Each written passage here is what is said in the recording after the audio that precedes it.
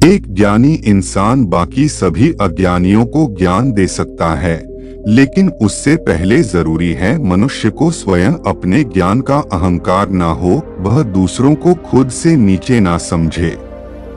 तो आइए पढ़ते हैं गौतम बुद्ध और उनके शिष्य की प्रेरणादायक कहानी। यह कहानी है गौतम बुद्ध की और उनके एक शिष्य की। गौतम बुद्ध के मठ में हमेशा से ही एक नियम चला आ रहा था कि जिस भी शिष्य को बुद्धत्व की प्राप्ति हो जाती थी, वह उसे आसपास के गांव में प्रवचन देने के लिए भेजा करते थे, ताकि वह जाकर लोगों का ज्ञानवर्धन कर सके।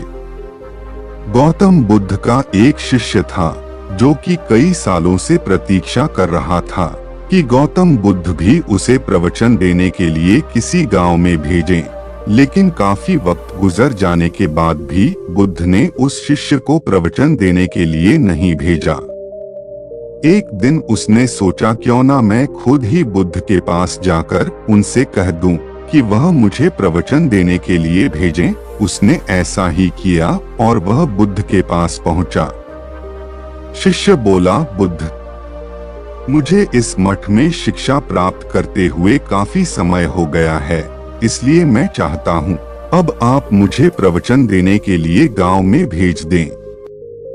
बुद्ध बोले, शिष्य, अभी तुम्हारा वक्त नहीं आया है, इसलिए तुम कुछ वक्त और प्रतीक्षा करो।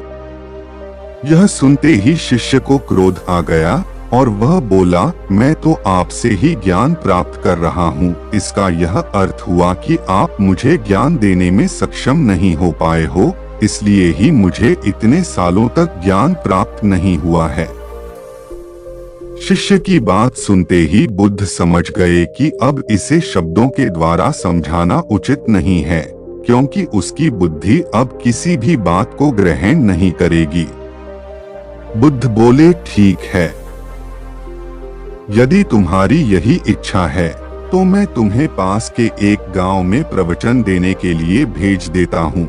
कल ही उधर जाओ और लोगों को ज्ञान बांटो और अपना अनुभव बताओ।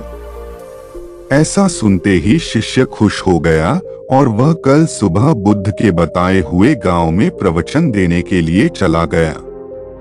अगले दिन वह प्रवचन देकर बुद्ध के पास लौटा।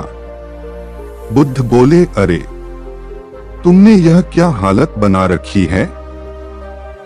शिष्य बोला, बुद्ध, आपने यह मुझे कैसे गांव में भेज दिया? वहां तो किसी ने मेरी कोई भी बात नहीं सुनी, उल्टा सबने मुझे मिलकर पीट दिया। कोई मुझे भिक्षा देने को भी तैयार नहीं था और जिन्होंने मुझे भिक्षा दी वह मुझे फेंक कर दी। उस गांव के लोग तो बड़े ही अज्ञानी और मूर्ख है।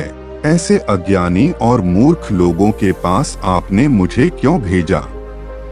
बुद्ध बोले, पर यह तो तुम्हारी स्वयं की इच्छा थी कि तुम प्रवचन देने जाओ। शिष्य बोला, बुद्ध, आप मुझे किसी और गांव में प्रवचन देने के लिए भेज दीजिए।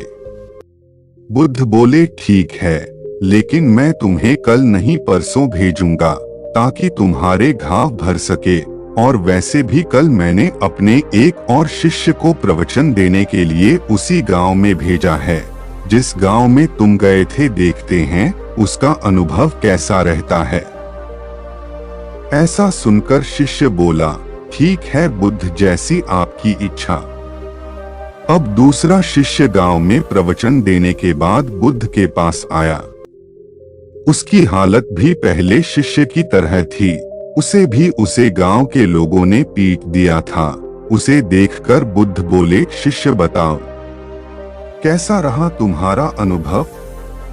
जब बुद्ध और दूसरे शिष्य की बातचीत चल रही थी तब पहले शिष्य भी वहीं मौजूद था।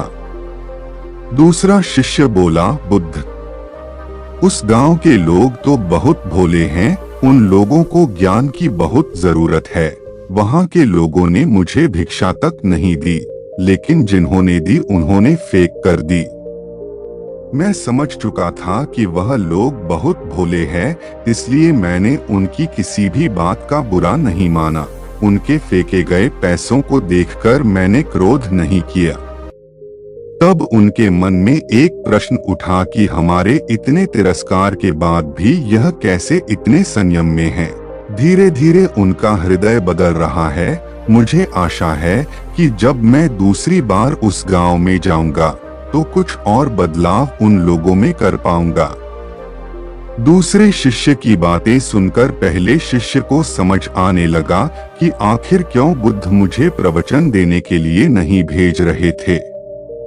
पहला शिष्य बुद्ध के चरणों में गिर पड़ा और कहने लगा, आप सही थे, मैं वह इंसान नहीं बन पाया हूँ जो लोगों को बदल पाऊँ। अभी मेरे अंदर अहंकार है जिसके कारण मैं लोगों को अज्ञानी समझता हूँ।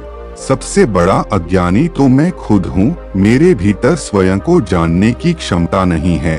मेरे अंदर ना धैर्य है ना ही संयम है।